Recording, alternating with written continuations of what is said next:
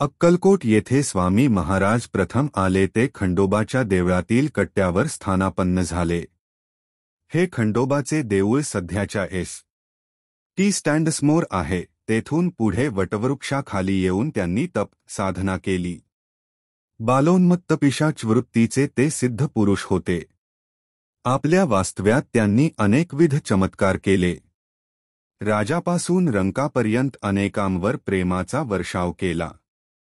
आपण यजुर्वेदी ब्राह्मण गोत्र काश्यप रासमीन असल्याची माहितीही त्यांनी स्वतः सांगितली आहे। शिष्यद्वय श्री बाळप्पा व श्री चोळप्पा यांचेवरही त्यांनी कृपा केली। श्री स्वामी समर्थांची कांती दिव्य तेज पुंज होती।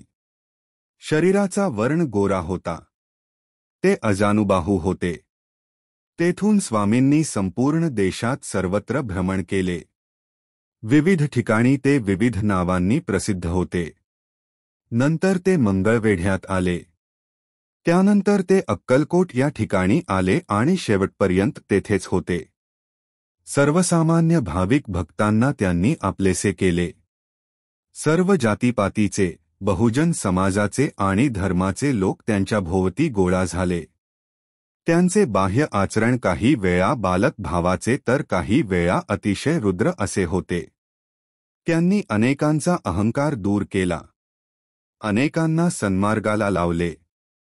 ज्याचा जसा अधिकार त्याप्रमाणे त्याच्यावर कृपा केली। निर्भीडता स्पष्टवक्तेपणा आणि आत्मीयता यामुळे लाखो भक्तांना त्यांनी आपलेसे केले। त्यांच्या कार्यकाळात देशात इंग्रजांचा अंमल होता। इंग्रज शासनाच्या वरवंटयामध्ये जनता भरडत होती। तिचा आत्मसन्मान त्यांनी जागृत केला। त्यांच्या भक्तांमध्ये हिंदूप्रमाणेच मुसलमान ख्रिश्चन ई धर्माचे लोकही सामील होते। त्यांच्या भोवती मोठा शिष्य परिवार तयार झाला होता। प्रत्येक शिष्याला त्यांनी त्याच्या क्षमतेनुसार कार्य दिले आणि परंपरेची पताका दिली। श्रीस्वामी समर्थाच्या विविध शिष्यांद्वारे श्रीस्वामी समर्थ परंपरेचा विस्तार फार मोठ्या प्रमाणावर झालेला आहे।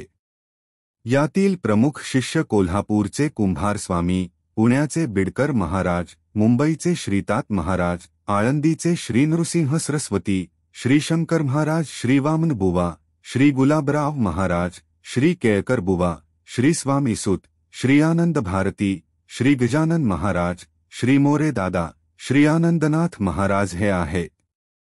या शिष्यांनी विविध ठिकाणी श्रीस्वामी समर्थाचे मठ स्थापन केले आहेत।